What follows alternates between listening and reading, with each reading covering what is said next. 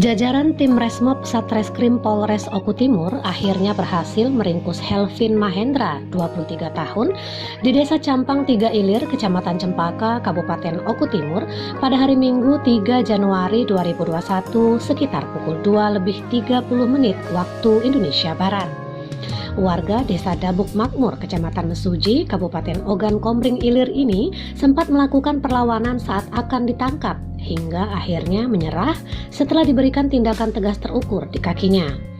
Kapolres Oku Timur AKBP Dalizon melalui Kasat Reskrim AKP Putu Suryawan mengatakan Helvin merupakan satu dari 3 pelaku penjamretan terhadap seorang perempuan beserta keponakannya yang masih balita pada 20 Agustus 2020 lalu di Jalan Raya Kilo 7, Desa Karangsari, Kecamatan Belitang 3, Kabupaten Oku Timur.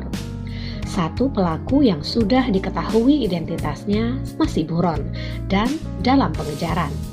Laporan Ardi dari Oku Timur, Sumatera Selatan untuk Anda.